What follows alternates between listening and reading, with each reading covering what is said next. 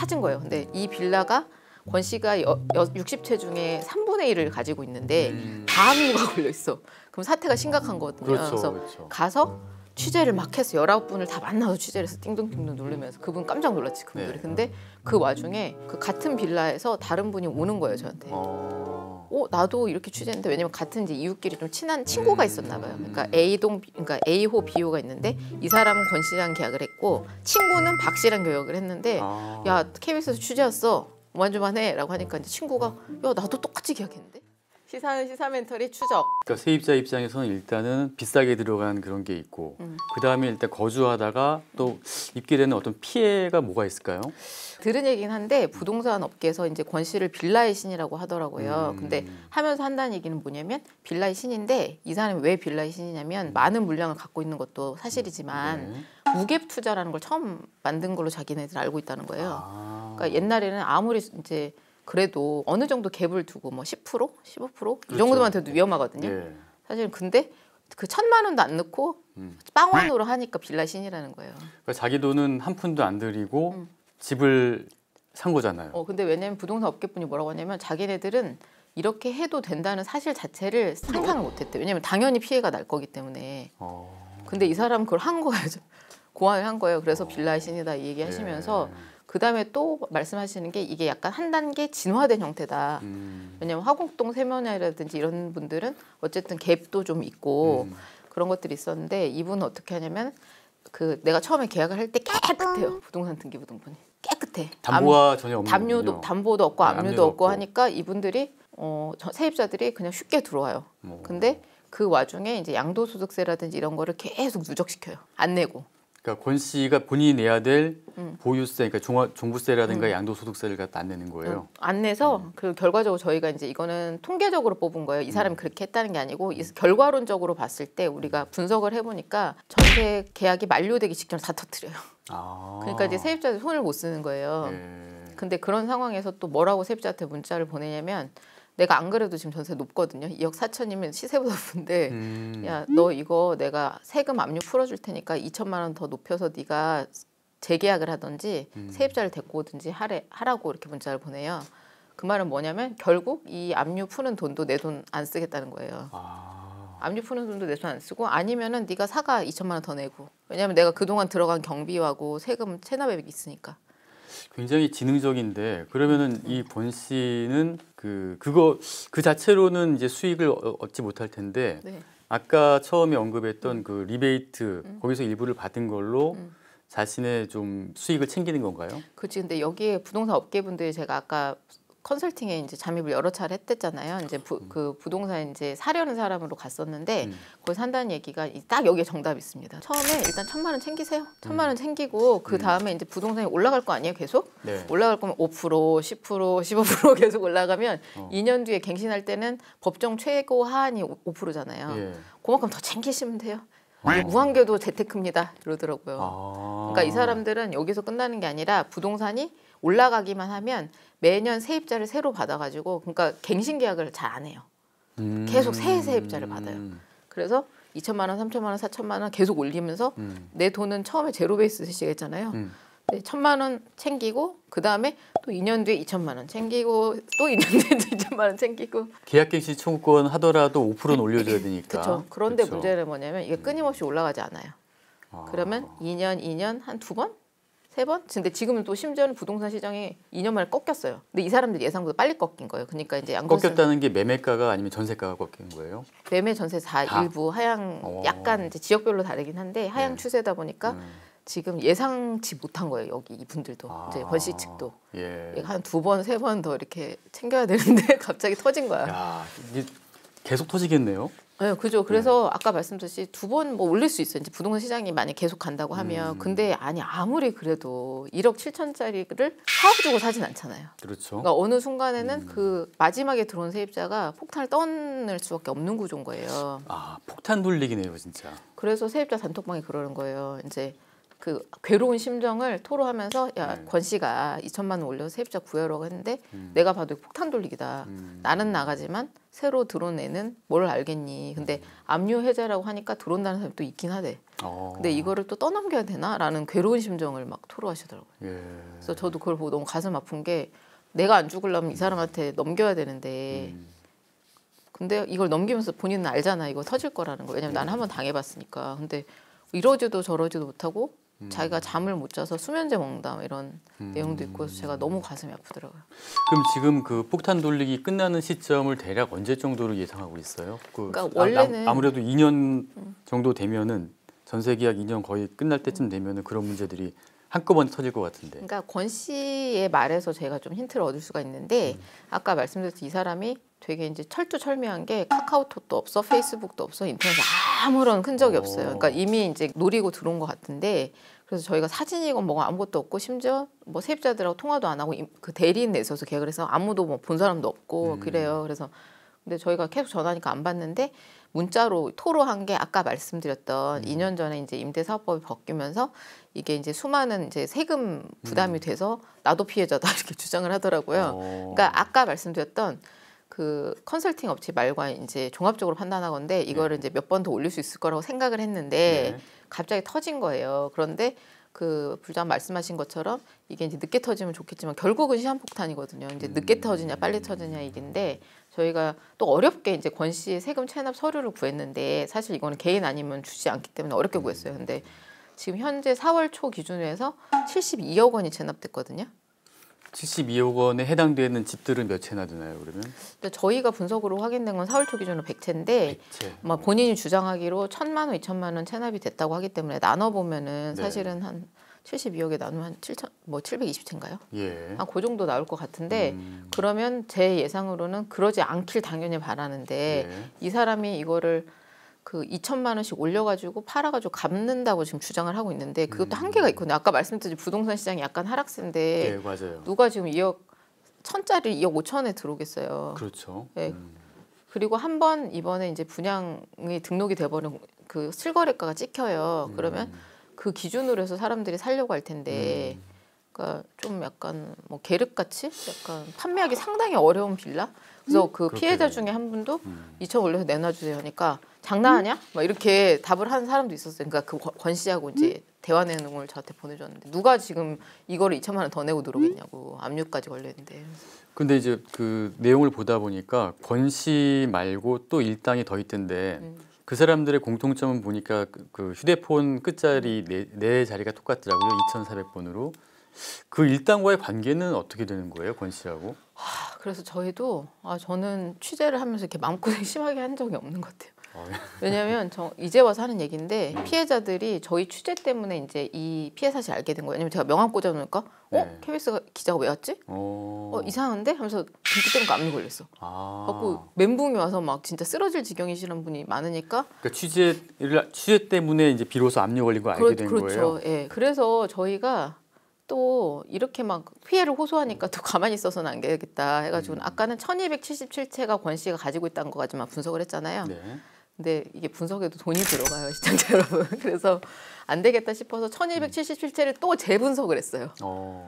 이분은 도대체 어떤 식으로 하고 있는지. 그래가지고 1277채를 쫙 해서 이제 압류가 주로 걸려 있는데 한 군데를 찾은 거예요. 근데 이 빌라가 권 씨가 60채 중에 3분의 1을 가지고 있는데 다 압류가 걸려 있어. 그럼 사태가 심각한 거거든요. 그래서 가서 취재를 막 해서 19분을 다 만나서 취재를 해서 띵동띵동 누르면서 그분 깜짝 놀랐지, 그분들이. 근데 그 와중에 그 같은 빌라에서 다른 분이 오는 거예요, 저한테. 나도 이렇게 취재했는데, 왜냐면 같은 이제 이웃끼리 좀 친한 친구가 있었나 봐요. 그러니까 그러니까 A호, B호가 있는데 이 사람은 권 씨랑 계약을 했고 친구는 박 씨랑 계약을 했는데 야, KBS에서 취재했어. 만주만해라고 하니까 이제 친구가 야, 나도 똑같이 계약했는데 이렇게 된 거야. 그러니까 그럼 한번 만나보시죠 해서 만났는데 계약한 박 씨는 여성이고 권 씨는 남성인데 박 씨도 저희가 연락을 취해봐야 될 거 아니에요. 근데 왜냐하면 딱 기자 초기 오잖아요. 이제 기자 생활 한 16년 정도 하면 약간 날카로운 촉이 형사 느낌이 약간 촉이 생기는. 그래서 이거 수법이 똑같으면 이거 좀 이상한데? 그래서 그 박 씨 제가 전화 한번 해볼 테니까 전화번호 몇 번이에요? 그랬더니 010 땡땡땡에 2,400번이요. 하는데 제가 소름이 쫙 돋으면서 권 씨 번호랑 똑같은데? 그러니까. 그러면 같은 사람이면은 왜 문제가 더 커지는 게 아까 말씀드렸잖아요. 한 사람이 1270채를 이렇게 핸들링하기도 힘드니까 사고가 난단 말이에요. 근데 그 박씨 물량을 합치니까 2000채가 넘어요. 야. 근데 이 와중에 또 그 사람들 통해서 저희가 취재를 계속 하다 보니까 여기저기 제보가 들어오잖아요. 김 씨도 2,400번이래. 최 씨도 2,400번이래. 싹 다 합치니까 3,000 몇 채가 나와요. 4명이서 3,000여 채를 갖고 있는 거네요. 그렇죠. 그런데 문제는 뭐냐면 4명인지도 모르는 거잖아요. 왜냐면 2,400번 같은 번호를 쓰기 때문에. 더 있을 수 있네요, 그러니까. 그러니까 한 사람이 3,000채를 하는지 4명이 3,000채인지를 모르는 거예요. 그러니까 명의는 4명이지만 휴대전화 번호가 2,400번은 같잖아요. 그럼 이 사람이 바지일 수도 있고. 그러니까 어떤 생각이 드냐면 이거 3,000채면 이건 큰일이다. 저희 자문해준 변호사님도 이거 그 개국 이래로 최대 사건 아니냐? 화곡동 도백채인데? 이러면서. 그거 한번 터지면 정말 나라가 흔들릴 정도겠는데요? 3,000채가 한꺼번에 터지면은? 저는 개인적으로 세입자라서 나라가 흔들리는 거 걱정이 안 되는데 그 세입자분들이 그 줄줄이 터지면 저희도 알지만은 하나 막기도 힘든데 그 사람이 이걸 다 막을 수 있을지가 저는 약간 걱정인 거예요. 오히려. 그러네요. 그 권 씨가 이걸 다 막아줘야 되는데 못 막으면 터지는 거기 때문에 왜냐면 다 부동산 업자가 실처럼 연결돼 있어서 한 군데 압류 걸리면 또 문제가 뭐냐면 이 A라는 주택에 압류가 걸렸어요. 권 씨에. 그럼 이 압류 사실 때문에 B주택, C주택도 뭐 전세 그 자금 대출 연장 같은 게 안 돼요. 은행권은 다 잡혀요. 같은 건물 아니더라도요? 아니더라도 소유자가 같으면 뭐 허그도 마찬가지고 신주교 진입도 안 되고 이러다 보니까 부동산 업자가 하는 얘기가 줄줄이 터져요. 이렇게 해서. 그게 굉장히 큰 문제겠는데요? 문제예요. 그래서 아까 어떤 피해 입으시냐고 했는데 그래서 여기가 좀 약간 그 신생 수법인데 2년 만에 서진 거잖아요. 그러니까 모르는 상태잖아요. 근데 압류가 그 뭐 어때? 뭐 거기 담보대출 1억 받은 것도 아닌데라고 말하시는 분도 계신데 압류가 걸려 있으면 저는 대부분 또 이 업자들이 되게 머리가 좋은 게 뭐냐면 이거 시세보다 너무 비싸서 못 들어가겠어요. 그러면 걱정 마. 내가 전세자금 대출 은행 연결해 줄게. 그러면 2억 5천인데 1억 7천 대출 받은 사람 있어요. 가서 대출 받아. 가능하죠. 전세자금 대출. 그래놓고는 뭐라고 하냐면 이자 있잖아 비싸지. 그럼 이자 1년치로 지원해 줄게. 건축주에서 나온 리베이트를 지원해 주는 거예요. 그 말은 뭐냐면 내가 전세금 더 낸 거가 돌고 돌아서 내 오주머니에 들어오는데 세입자는 감사합니다 하고 들어가요. 이자비를 대출해 주니까. 근데 문제는 뭐냐면 결국 자기 돈이네. 그죠? 업계에서 하신 얘기는 결국 세입자 돈을 뽑아서 그러니까 부동산도 나눠 먹고 저기도 나눠 먹고 임대인도 나눠 먹는 구조라는 거예요. 그러니까 결국 세입자 돈으로 나눠 먹는 구조인 거예요. 근데 문제는 뭐냐면 이렇게 되면 2천만 원 압류라고 하더라도 그 내 전세자금 대출 은행에서 연장이 안 돼요. 그러네요. 전세자금 대출 연장을 안 해주겠네. 그러니까 나는 이게 빌린 돈이고 2년 뒤에 이걸 내가 돌려받고 나가겠다는 아름다운 꿈을 꾸잖아요. 근데 2년 뒤에는 그게 다 제 고스란히 빚이 되고 집에서도 못 나가. 그래서 어제 저한테 카톡이 오신 분이 계셨어요. 그분이 똑같은 상황에 처해서 대출 연장이 안 된 거야. 그럼 어떻게 돼? 신용불량자가 돼요. 다른 집으로 나갈 수도 없어. 근데 이 집만 쳐다보면 막 노려져 걸릴 것 같아. 근데 이 대출은 갚아야 내가 나갈 수 있을 거 아니에요. 그러니까 왜냐면 압류가 풀려야 다른 사람이 들어올 테니까. 그렇죠. 그래갖고 자기가 한 달에 150만 원씩 갚는 걸로 4채를 빌렸다는 거야. 그래가지고 지금 투잡을 뛰고 있대 대리운전을. 낮에 회사에서 일하고 저녁에 대리운전 뛰어서 한 달에 150씩 4채를 쓴 걸 갚은 다음에 이거가 다 완료되는 날 자기 나가겠다. 이렇게 얘기를 할 정도예요. 그러니까 이게 수법이 간단해 보이지만은 오히려 8천만 원 담보 걸린 것보다 낫지 않아? 근데 못지 않고 결국은 그 돈이 똑같이 2억 5천이 세입자 부담이 되는 건 똑같아요. 구조는 똑같은데 한 수 위예요. 그러니까 그 업계에서도 한 수 위다 이 사람이. 빌라의 신이다. 무기입 투자를 창시했다 막 이렇게 얘기를 하고 있더라고요. 정말 그 권 씨 일당이 나쁜 놈들인데 그 뭐 사기 혐의라든가 이런 걸로 좀 처벌을 할 수가 없어요? 사기의 기본적인 판단 기준이 고의성이에요. 그러니까 내가 이 사람을 피해를 입을 줄을 알면서도 이런 행동을 했으면 고의성이 있다고 보는 거예요. 그렇죠. 근데 이거를 증명하기가 쉽지가 않아요. 상당히 어려운데 제가 이거는 예단을 하는 건 아니고 조심스럽게 예측을 해보는 것은 아까 말씀드렸지 권 씨 말고 이제 그 동업자 내지는 같이 하는 사람이 한 4-5명 되는 것 같다 말씀드렸잖아요. 근데 그게 오히려 잘 된 거예요. 제가 봤을 때는. 왜냐하면 제가 딱 보니까 이거는 확신은 아닌데 분석으로 인한 그 결과를 말씀을 드리면 그래서 한 2년 전까지는 박모 씨 이름으로 많이 사줬어요. 이 세력이. 그러다가 2020년부터는 권모 씨 이름으로 많이 사드리다가 최근에는 김모 씨랑 최모 씨 이름을 주로 사드린 거예요. 특이하네요. 왜 그러지? 그러니까 사고가 나면 허그라든지 보증보험에서 안 받아주니까 권 씨 이름 듣자마자 이 문제 있는 사람인데 하면서 안 받아줘요. 그러니까 명의를 계속 갈아타면서 하는 거예요. 그러니까 이것도 저희가 예측입니다. 분석 결과를 봤을 때 그런 것 같다.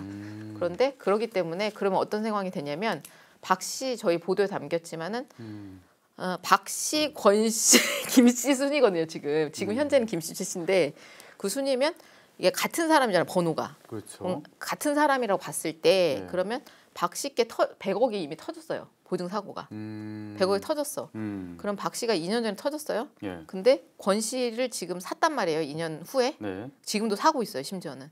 그러면 이 사람들은 보증사고 100억 터져서 자기네들이 못 돌려줄 거 뻔히 알면서도 권 씨를 하잖아. 그 명의로. 네. 예. 더 나오면 똑같잖아요. 그다음에 권 씨가 지금 터지고 있어요. 근데 또 김 씨 명의 또 사고 있어요.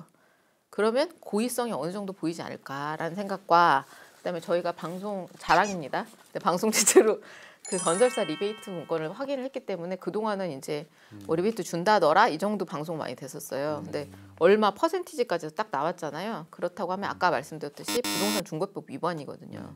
전세 중개에 대해서 그 이상을 받은 거가 되기 때문에 그렇죠. 그러면 그거 포함해 가지고 어느 정도 책임을 물을 수 있지 않을까 하는 작은 희망을 가지고 있어요. 그래야 이제 세입자분들이 이미 그 피해자들이 권 씨에 대해서 고소를 했죠.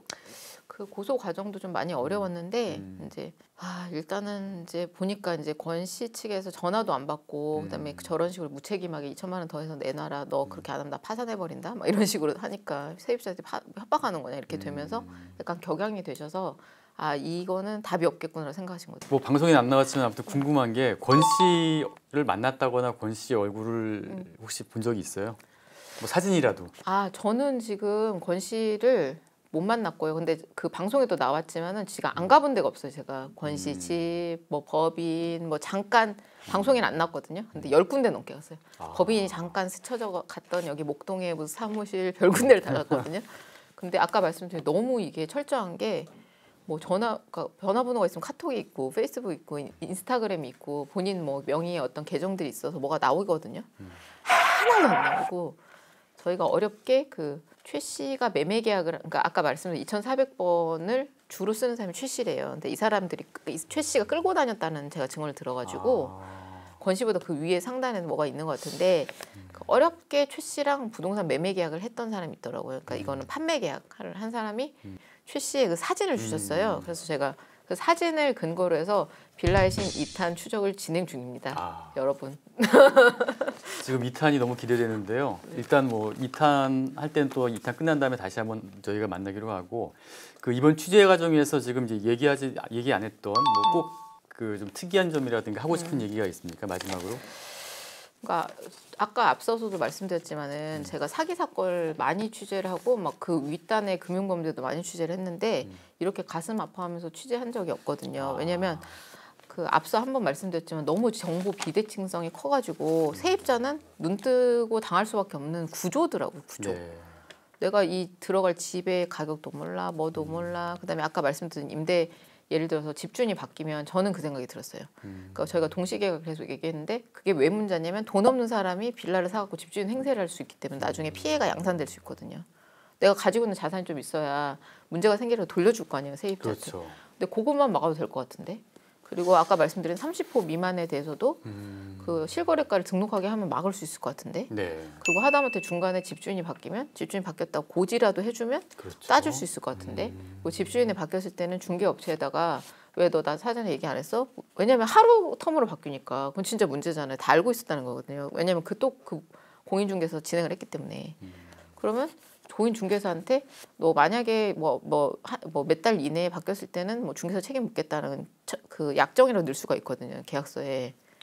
그러니까 이런 것들이 너무 특히나 빌라 세입자들한테 너무 불리하게 이미 판이 짜져 있는 거예요. 그래서 저는 그 생각 들었던 게 진짜 이 피해자들이 호소하는 게 내가 바보 취급당하는 거 너무 괴롭다. 어제도 저한테 전화해서 그 얘기 하시더라고요. 내가 피해자인데. 그럼 이 대목에서 그 세입자 입장에서는 건설사 쪽에서 자기들하고 직접 계약을 체결하자라고 했을 게 일단 의심을 해봐야 되고 그 다음에 만약에 그럼 집주인을 갖다가 다른 사람을 바꾸려고 한다라면은 이 계약을 갖다 무효로 한다라는 그런 조항을 약정을 거기다가 넣어야죠. 약정을 넣으면 되겠네요. 네네. 그거 넣으신 분도 있었어요. 제가 만담 뒤에. 그렇구나. 근데 그거는 이제 제보하신 분인데 네. 어제 저도 알게 됐는데 본인이 하도 이걸 당하다 보니까 이제 밑바닥에서 너무 힘들게 당해서 자기는 약정에 꼭 넣는다고 그래요. 그러면 일단 무조건 100% 의심을 갖다가 할 수밖에 없겠네요. 건설사와 직접 전세 계약을 체결하는 경우에는 좀 100% 특이하잖아요. 사실 그 건설사하고 한다는 게. 그 부장도 지금 모르셔서 그런데 예. 이게 업계에 만연한 수법이에요. 아까 말씀드린 그 건설사 그 직원이 뭐라고 하냐면 자기네들은 처음 이거를 빌라를 분양을 해봤대. 뭐 이렇게 하는지 몰랐대. 당연히 분양은 매매자가 와서 파는 거다라고 예. 생각했는데 한 달을 기다리고 두 달을 기다려도 안 오는 거야 살 사람이. 그러니까 부동산에서 와서 요새 누가 이렇게 하냐고 전세기 확 돌려야 된다 종치계약으로 알려준 거예요. 근데 그 얘기도 해요. 건설사 담당자 하는 얘기가 근데 그냥 조금 시간이 걸리더라고. 이렇게 문제 생길 거 뻔한데 그냥 하시지 그랬어요. 안 그랬으면 건설사 담당자 당신도 내 앞에서 이렇게 안 해도 되잖아요. 이렇게 얘기를 했더니 뭐라고 하시냐면 그러고 싶었는데 진짜 기자님이 모르는 현실이라고. 왜냐면 대형 공사 현장은 전부 다 이제 그 일군 업체들이 다 선점하고 있기 때문에 중소 그 건설사들이 새로 특히나 진입한 건설사들이 할 수 있는 건 빌라밖에 없는데 근데 이 빌라를 지었으면 팔아야지 이게 자금 회전이 되면서 그 다음에도 짓고 할 거 아니에요. 그래서 이런 방식으로 물량을 떠넘기지 않으면은 중소 건설사가 생존할 수 없다고 하는데 뭐 물론 이제 그분들의 입장도 이해는 가지만 저는 뭐 그게 옳은 방법은 아니라고 생각해요. 그거는 본인들 입장인 것이고. 굉장히 옳은 중요한 포인트를 짚어주셨는데 아무튼 빌라의 전세로 들어가려고 생각하시는 분들은 그런 계약 내용을 갖다 반드시 좀 체크를 하셔야 될 것 같고 약정에 반드시 넣어야 될 것 같습니다.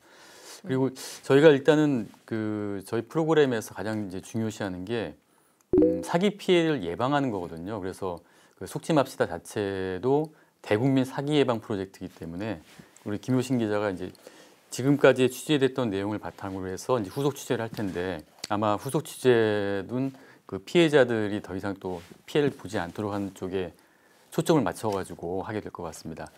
일단 뭐 2탄을 또 기대하시고요. 김효신 기자 끝으로 인사 말씀 한마디 하시죠. 저희가 이제 KBS에서 새로운 포맷의 이제 시사 프로그램을 만들면서 어쨌든 간에 긴 호흡도 좋지만 그때그때 발생하는 거를 빠르게 시청자분들께 전달해 드리는 것도 좋을 것 같아서 제가 10분, 15분, 20분짜리로 이제 저희가 선보이고 있거든요. 근데 이번에 이제 취재를 하고 나서 취재 내용이 좀 짧다는 의견들이 많으셔서 너무 실망하지 마시고 이제 짧은 포맷인 만큼 더 최신의 정보를 빠르게 여러 차례에 걸쳐서 전달을 할 수 있을 것 같아요. 그래서 저도 책임 보도를 이어가도록 쭉 취재를 해가지고 시청자분들 눈물 닦아줄 수 있게 최선의 노력을 다하겠습니다. 네, 감사드리고요. 또 다음 기회에 또 뵙겠습니다. 감사합니다.